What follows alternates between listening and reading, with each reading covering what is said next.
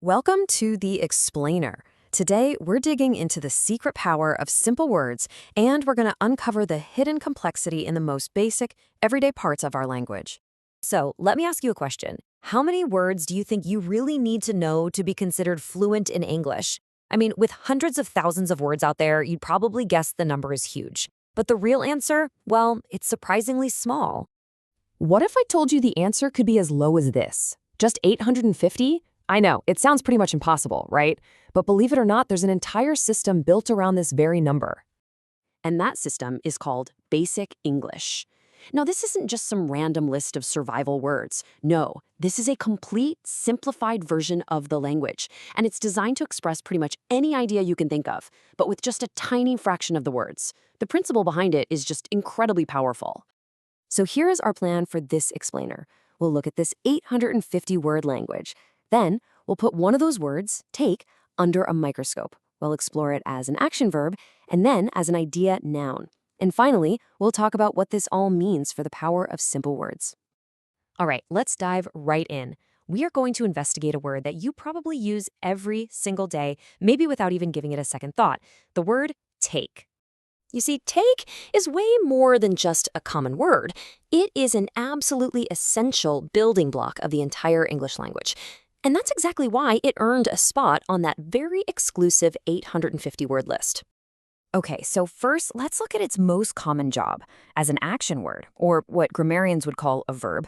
And this is where we really start to see its true power. Now, like a lot of these really powerful verbs, it's irregular. That just means it changes its shape depending on how you use it. You wouldn't say, I taked it, you'd say, I took it. These different forms are the key to its amazing flexibility. So its number one job is to stand in for other, much more specific action words. And this makes it incredibly efficient. Instead of needing, dozens of different verbs, you can often just let take do all the work. For instance, you could just say, I walked. But saying, I took a walk, it just feels different, doesn't it? It frames the whole thing as an event, as something you chose to do, something you participated in. And it's the exact same idea here. Taking a rest feels so much more deliberate than just resting. The word take literally transforms a simple state of being into a very intentional action. Okay, let's move on to its next big role, which is all about movement and transportation. This is another way it steps in to replace more complicated verbs. Think about all the heavy lifting that the word took is doing in this sentence. It implies you went with him, you guided him, you transported him from your home to the doctor's office. All of that meaning is packed into one simple four-letter word. But the word can also get more abstract. It can describe the cost of something, and not just in money, but in resources like time or effort that are needed to get something done. Right here, the journey literally consumes the resource of time. That hour is the price you pay for the travel, and the word take captures that whole transaction perfectly. To really get a handle on take, it helps to look at its direct opposite, its antonym, give. Take is all about receiving something or moving it away. Give is about offering it or handing it over. They're really just two sides of the very same coin. But the incredible versatility of take doesn't stop with just actions. Oh no, the very same four letters are also used to describe ideas. This is where the word transforms from a verb into a noun. Just notice this subtle but really powerful shift. Let's take a look describes a physical action. But when you ask, what's your take?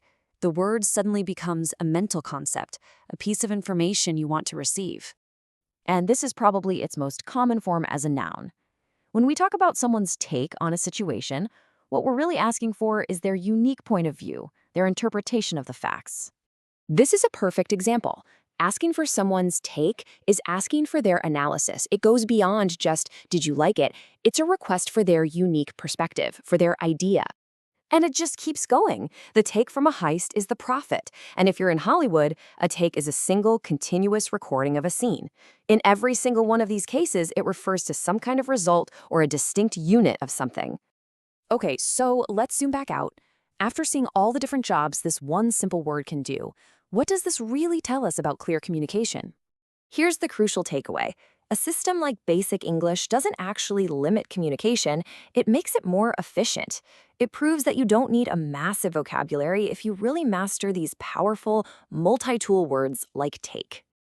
And that's really why this all matters. When you understand the hidden depth of these core words, your own communication becomes clearer and way more powerful. It kind of makes you wonder, what other simple words in your own vocabulary are hiding their own secret superpowers?